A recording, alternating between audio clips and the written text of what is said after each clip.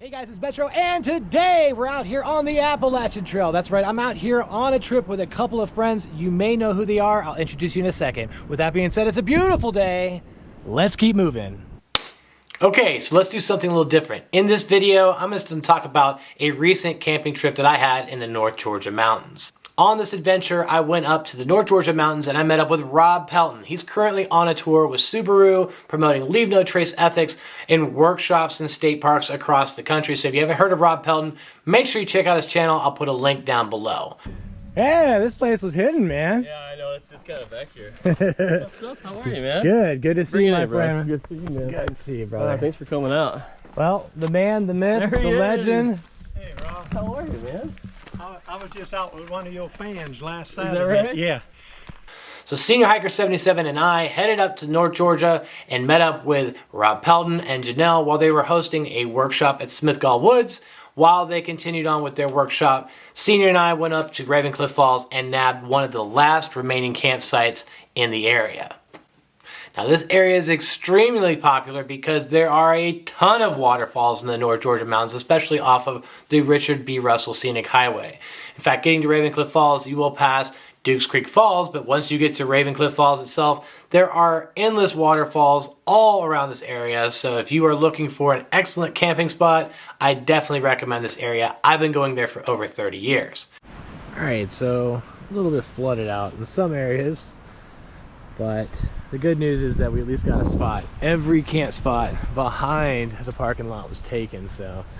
Now, pro tip, if you are going to do some car camping, you may not want to bring your more expensive gear.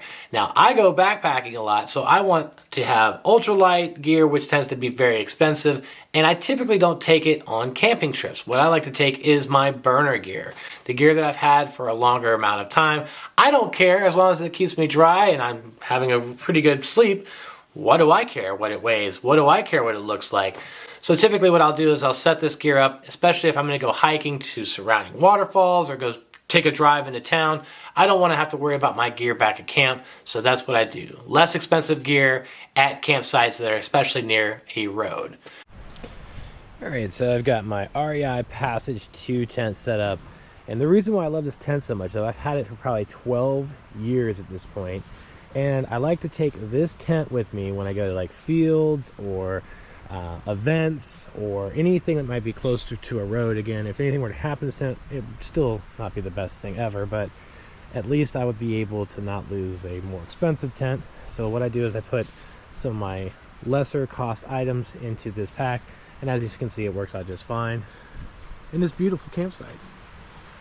So if you're looking for an excellent option for a lower cost blanket, this is a synthetic blanket by Get Out Gear. It is the double puffy blanket.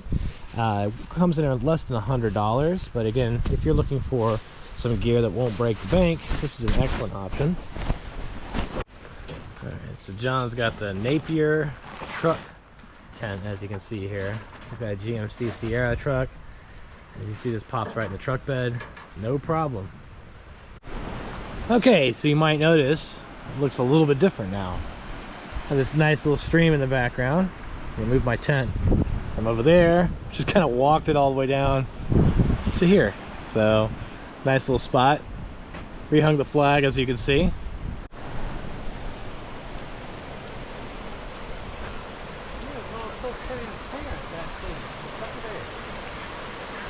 Sweet ride. Wow.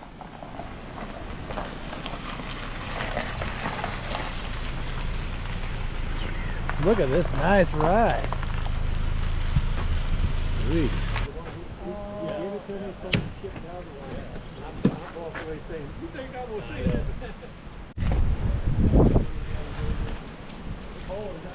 Yeah, no doubt, right? So we got up to the campsite. There was trash everywhere. No camping here. Closed the vehicles, and we'll show you why.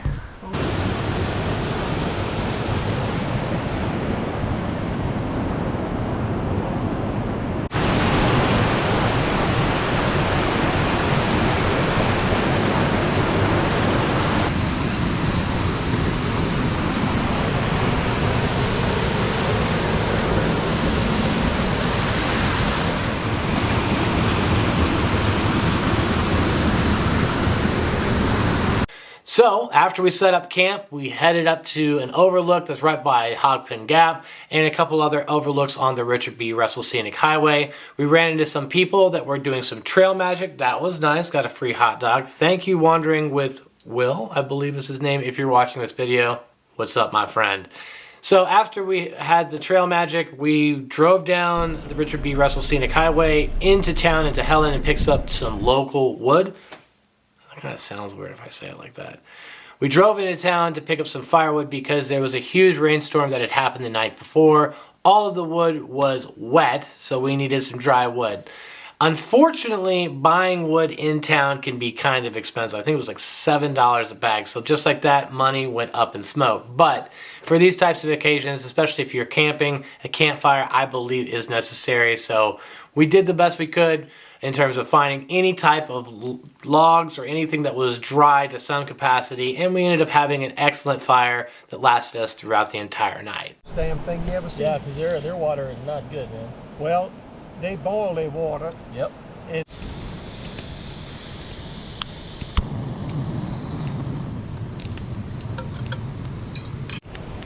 That thing is going now. This is one of my favorite items by Peak Refuel, the chicken Alfredo pasta. 53 grams of protein, can't go wrong. 870 calories, all right. But look at the sodium, 820 milligrams. This is actually less than that can of soup. Yeah, a lot less. Said he don't look healthy to me, Johnny. Noodles. Yeah. Oh, damn it.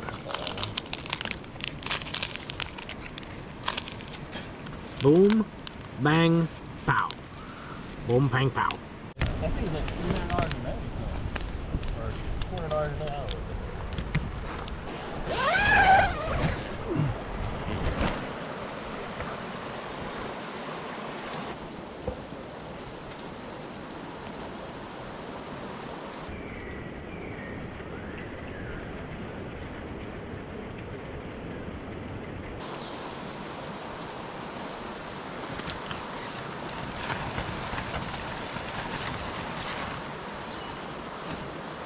All right, so it was a cold one last night. Got to hang out with my buddy Rob Pelton. Went out and saw some sights in the North Georgia mountains. Also got to hang out with the man, the myth, the legend, Senor Hiker 77. What a great time up here in the mountains. So if you found any value in this video, please hit the like button, subscribe to my channel, and send me your comments, as I do respond. As always, thanks for watching, but until next time, let's keep moving. All right, so in this clip, what I want to say is a big shout out to my friend Backpacking with Buckley. Thank you so much for all the times we've shared on trail. In fact, that's one of the best parts about backpacking. You meet great people like Tim Buckley. Make sure you check out his channel. Also, Buckley, thank you for introducing me to this Rockstar fruit punch drink, 240 milligrams of caffeine. Here's to you, buddy. Cheers, bro. Cheers. Yeah!